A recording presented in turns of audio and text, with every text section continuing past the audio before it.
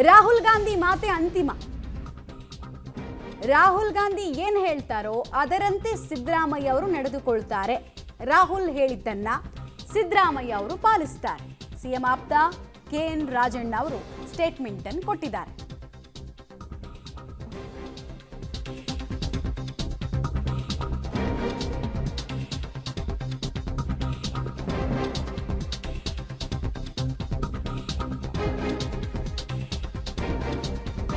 ನೋಡಪ್ಪ, ಅವ್ರ ತಲೆನಲ್ಲಿ ಏನಿದೆ ಅಂತೇಳಿ ನಾವು ಊಹೆ ಮಾಡಲಿಕ್ಕೆ ಆಗೋದಿಲ್ಲ.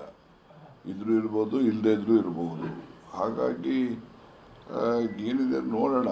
ಈಗ ನಮಗೇನೋ ಇದಾಗಿತ್ತು, ಎಷ್ಟೋ 30 ತಿಂಗಳು ಅಂತ ಹೇಳ್ತಾ ಇದ್ದಿದ್ದನ್ನು ಕೇಳಿದ್ದೀನಿ ನಾನು. ಆ ರೀತಿ ಏನೂ ಆಗಿಲ್ಲ ಅಂತಕ್ಕಂಥದ್ದು ಕೇಳಿದ್ದೀನಿ. ಮತ್ತು ಪದೇ ಮುಖ್ಯಮಂತ್ರಿಗಳು ಸ್ಪಷ್ಟನೆ ಕೊಟ್ಟಿದ್ದಾರೆ. ನನಗೇನು ಆ ಥರ ಇಲ್ಲ.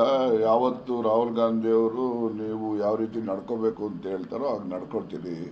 ಅವ್ರು ರಿಸೈನ್ ಮಾಡಿದ್ರೆ ಒಂದು ಕ್ಷಣನೂ ಕೂಡ ನಾನು ಕಾಲ ವ್ಯಯ ಮಾಡೋದಿಲ್ಲ, ರಾಜೀನಾಮೆ ಕೊಡ್ತೀನಿ ಅಂತಲೂ ಹೇಳಿದ್ದಾರೆ. ರಾಹುಲ್ ಗಾಂಧಿಯವರು ಹೇಳ್ತಾರೆ, ಹೈಕಮಾಂಡ್ನವ್ರು ಹೇಳ್ತಾರೆ, ಅದನ್ನು ನಾನು ಪಾಲಿಸ್ತೀನಿ ಅಂತ ಹೇಳಿದ್ದಾರೆ. ಅಷ್ಟು ಹೇಳಿದ್ಮೇಲೆ ಗೊಂದಲ ಏನಿಲ್ಲ. ನಾವು the ball is in the court of the high command. ಅವರು ಅದ್ರ ಬಗ್ಗೆ ತೀರ್ಮಾನ ಮಾಡಬೇಕು.